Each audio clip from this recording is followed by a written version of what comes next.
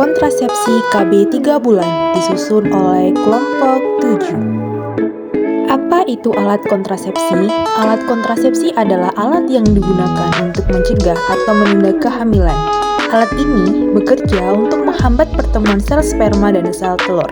Tujuan lain dari kontrasepsi adalah menghambat pematangan sel telur serta mencegah penularan penyakit menular seksual. Jenis-jenis alat kontrasepsi: yang pertama kondom pria, kedua pil KB, yang ketiga KB implan, yang keempat suntik KB, yang kelima IUD, 6 kondom wanita, 7 diafragma, 8 spersimida, 9 KB permanen.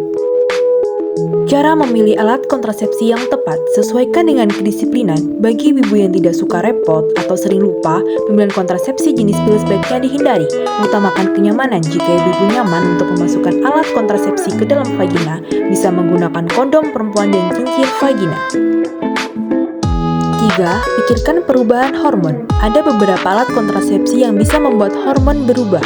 Hal tersebut pun bisa memberikan efek pada siklus menstruasi. Yang keempat, sesuaikan dengan gaya hidup. Jika ibu-ibu berusia di atas 35 tahun dan merokok, pil KB, koyo, dan cincin vagina mungkin tidak cocok.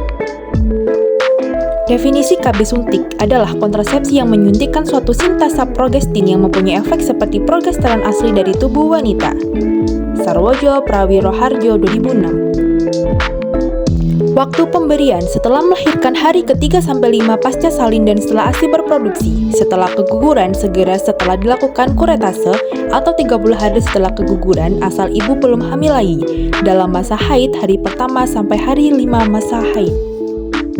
Mekanisme kerja: mencegah ovulasi, mengentalkan lendir serviks, menjadikan selaput lendir rahim tipis dan atrofis, menghambat transportasi gamet oleh tuba. Pencegahan kehamilan jangka panjang, tidak berpengaruh pada hubungan seksual, tidak berpengaruh terhadap ASI, membantu mencegah kanker endometrium, dapat digunakan oleh wanita lebih 35 tahun sampai perimenopause. Efek samping dan penanganan: yang pertama, gunakan siklus haid, FSH dan LH, tidak ovulasi, irregular endometrium dangkal dan atrofis, amenor atau spotting atau perdarahan irregular. Penanganan: konseling, cek kehamilan. Bila terjadi kehamilan, stop penyuntikan. Jika terjadi pendarahan hebat lebih dari 8 hari, cari penyebab perdarahan, rujuk, berikan terapi VE bila perlu untuk mencegah anemia. Kedua, berat badan bertambah, dampak, nafsu makan, pusat pengendali nafsu makan, hipotalamus. Penanganan: informasikan kenaikan berat badan 1-2 kg normal, anjurkan diet. Jika berat badan semakin berlebihan, anjurkan metode kontrasepsi lain. 3. Leukorea atau keputihan dari progesteron mempengaruhi flora dan pH vagina, jamur tumbuh, terjadi keputihan. Penanganan: jaga personal hygiene. 2. Sering ganti celana dalam. 3. Bila keputihan berlanjut, berikan terapi antibiotik metronidazole. 4. Akne atau jerawat. Nafsu makan meningkat, penimbunan lemak, badan dan wajah, jerawat meningkat.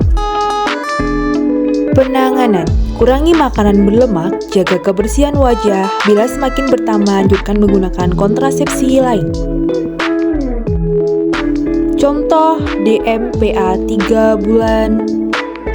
Lokasi penyuntikan: KB baik kombinasi maupun suntikan progesterin secara konsensus internasional bahwa disuntikan di bokong, yaitu pada musculus ventrogluteal dalam. Musculus ini dapat diukur dari spina iliaca anterior superior atau SIAS sampai dengan OS coegoleus.